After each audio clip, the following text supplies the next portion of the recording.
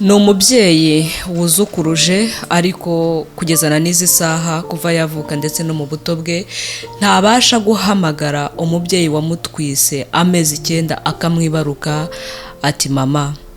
ni ukuvuga ngo afite igikomere cyo kuba atarabanye na mama we igihe kirekire kuko yakuze yibona mu maso he ari we na nyirakuru ariko ntabwo yari azi isura ya nyina.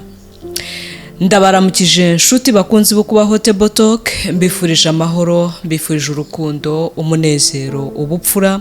Mujye mu bimfura aho muciye hose kuko ari byo byonyine bitanga ubuzima bw'umudendezo. Ni karibu mbahaye ikaze ku meza yo kuba Hotable Talk, ni muze dusangire amafunguro adutera imbaraga zo gukira ibikomere by'umutima hanyuma tukabaho ubuzima bushima. Uyu munsi wa none ndakwakiriye kandi nanone guhaye ikaze, ni karibu ku meza. Murakoze cyane. Ndabasuje inshuti zo kuba Hotable Talk, nanone amahoro kuri mwese aho muherereye hirya no hino hano ku isi aho turi. Hari abari ku mugoroba, hari abari mu ijoro, hari aho bukeye. Buri wese aho aherereye ndamusuhuje. Amahoro y'Imana bane namwe. Uyu munsi wa none tugiye kuganira ku bintu byerekeranye n'ibikomere bishobora kubaho mu bwana umuntu ashobora gukurana ndetse akabijyana no mu rugo rwe cyangwa se no mu buzima busanzwe. Abantu benshi muri rusange batwitiwe mu gahinda, barasamiwe no mu gahinda, bonswa agahinda bagakuriramo. Umuntu araremerewe cyane. Uwo muntu araremerewe. Uwo byagendeye gutyo araremerewe, akeneye kugirwa inama, akeneye guherekezwa. Rero abantu nibaze dukira ibikomere twomorane bamwe ku bandi kuko nubundi abanyantege nke bafatwa ikiganza n'abanyembaraga kugira ngo tubashe gushyika muri uru rugendo, tubashe kurusohoza neza, dushyika aho twifuza kugera. Iyo witegereje neza ubona ari ibihe bikomere umwana akiri mutoya utarigeze abona nyina. Urabizi ko hari abantu benshi ariko bareresha. Ndabizi. Ibikomere uyu mwana yahura nabyo ni byinshi, ariko bimutera kubaho nabi mu buzima bwe bwose. Nicyo kibazo, abakeneye ubufasha bwihariye wenda turi buze kugarukaho, ariko ibikomere byo ni byinshi kuri uyu mwana utaragize urukundo rwa nyina. Umubyeyi ni ingenzi mu buzima bw'umwana. Hari igihe bamutwite, igihe ari mu nda, urukundo rwa mama we aba rukeneye. Buriya n'umubabaro cyangwa ibyishimo umubyeyi yagira atwite bigira ingaruka ku mwana atwite. Bihera kure, bihera mu nda. Buriya bakimutwite ni naho byahera. Ese uwo mubyeyi utwite kuva agitwite abayeho ate? Ararya akaruhuka neza, anywa ibikwiye, arya ibikwiye. Si umugabo ntamubwira nabi. Nibyo icyo twakwita nka environnement y'uwo mubyeyi watwite. Ese yitabwaho gute? Buriya biba ari ingenzi, niho umwana ubundi ahera. Kuba umubyeyi atwite, agitwita cyangwa mukimenya ko atwite, yego umuntu n'ubundi aba akeneye kubaho mu buzima bwiza n'ubundi nk'ibisanzwe, ariko umubyeyi we by'umwihariko aba agomba kuba afite umwihariko iyo atwite. Hari ibyo kwitwararikwa, yaba ibyarya, ibyanywa, noneho nuko yitabwaho biri hanze y'ubuzima bwe, imirimo akora uko ingana, ibintu byose biba bikwiye gukurikiranirwa hafi kugira ngo habeho ubuzima bwiza bwa wa mwana bitegura ko avuka. Uvuze imirimo mpita nibaza ariko ubundi ubungubu umwana batwite ukiri mu nda, imirimo nyina yakora ishobora kumwafectinga gute cyangwa kumujyaho ingaruka gute? Mpita ntekereza ko ari nk'uburyo umumama ashobora nko gutotezwa cyangwa se agakora imirimo y'agahato wenda atanakunze, ugasanga ibyiyumviro bye, amarangamutima ye arononekara. Noneho kwa kuntu ayo marangamutima ye yononekaye bikaba ariho byahera byafectinga cya kibondo kiri mu nda. Akababara kariko kose imvune iyo ari yo yose uyu mubyeyi yagira atwita umwana bimugiraho ingaruka uko byamera kose. Banamwibaruka kandi bikagenda uko biramukurikirana, bimwe biramukurikirana, hari bimukurikirana mu mibereho mu buzima bwe bw'imbere, muri emosiyo ze cyangwa se mu byiyumvo bye, hari n'ibyamukurikirana mu buryo buri fizike. Kubona niba umubyeyi anywa itabi ni urugero, cyangwa anywa alcohol nyinshi, ingaruka kenshi ziba ziri na fizike, ziba zigaragara ndavuga ku mubiri nyuma, zishobora kwigaragaza ku mubiri nyuma by'umwana wavutse cyane rwose. Mukunda kubona abana bavukana ibyo bita n'ibibari, niko babyita, umwana akavuka afite ikibazo hano mu bec d'orièvre. Yego. Kenshi rero nka biriya biba ari ibimenyetso biri fizike byatewe n'imyitwarire y'ibyariwe n'ibyanyowe ku mubyeyi. Hari n'ibindi byigaragaza. Rero ibikomere umwana agira byanahera naho ngaho. Harimo yamaze kuvuka by'umwihariko umwana aravutse cya kibazo warumbajije, noneho yisanze nta mama we ku mpamvu zimwe cyangwa izindi. Ariko aho bibabaje ni ukuba mama we atarabaye umubyeyi uri ku rwego rwo kurera umwana we ngo amwiteho, amuhe urukundo akiri mutoya ku mpamvu zimwe cyangwa izindi. Bambwiye uti yamusigiye, twafashe case y'umubyeyi uriho wataye umwana wakamutera wenda nka nyirakuru cyangwa akamutera mama we, akiciraho akagenda akamusigaho kuba ari ukumuta akamusiga kwa se wabo, umwana mu buryo bumwe cyangwa ubundi ngemba ntumva bamutaye, ariko bagiye kumushakira ubuzima. Nibyo twibeshye. Cyangwa hari ababasiga bagiye gushaka ubuzima kuko condition de vie itameze neza cyangwa se imibereho itameze neza, hakaba n'ababasiga bakajya gushaka abandi bagabo. Buriya rero ngewe ari ibintu bavuga ngo kujya gushaka ubuzima, aho nkasanga ntabwo nkunda kubyemererwa n'abantu benshi. Wanze kunyitaba, ntuvugisha abandi, ntiwita ku bandi kuko wagiye gushaka ubuzima, wataye umwana wawe ntumwitaho kuko wagiye gushaka ubuzima bwa wa mwana.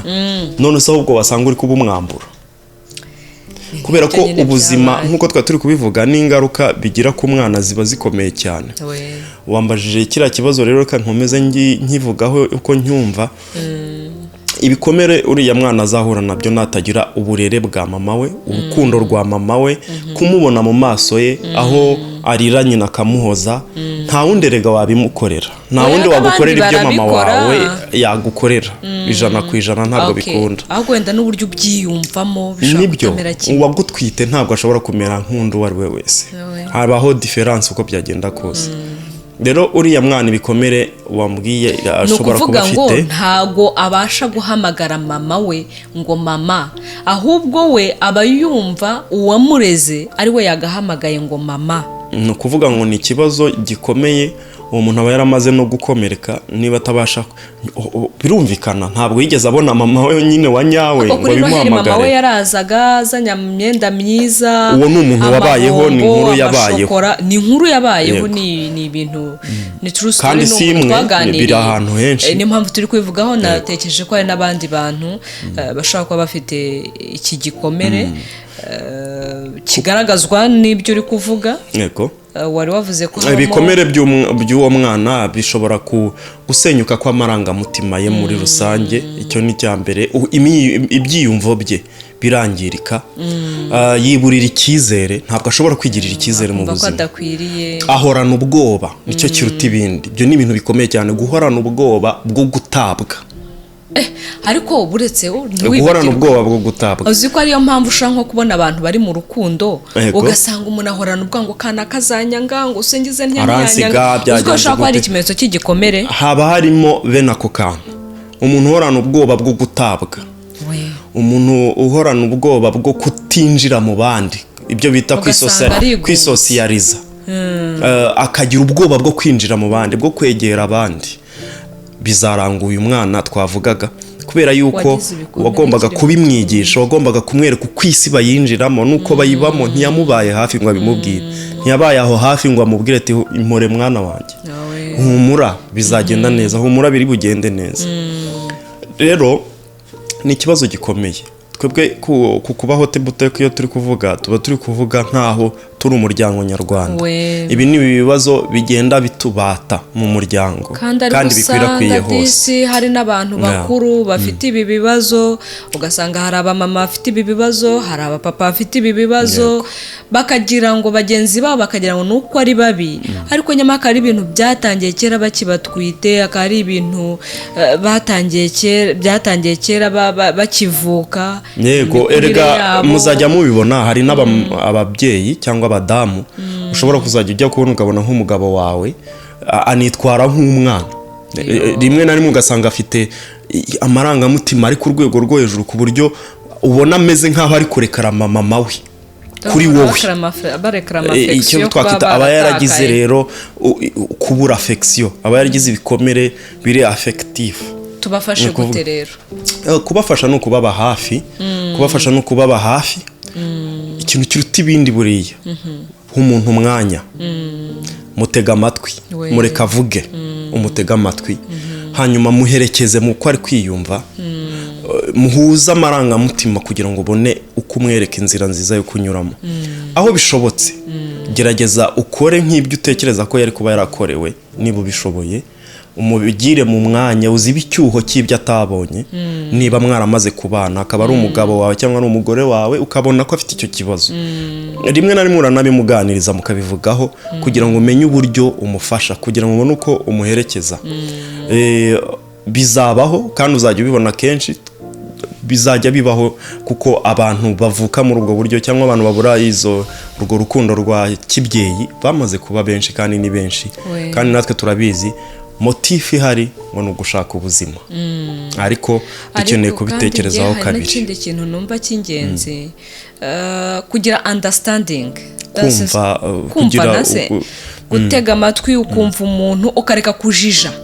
Hari ukuntu duhura n'abantu bitewe n'imyitwarire yabo runaka, ugasanga twabaciriyeho urubanza, twabaciriyeho iteka, ariko mu by'ukuri n'abatari bo nta wiyimikiza. Buriya hari principe nemera, ujye uyikoresha kenshi byagufasha.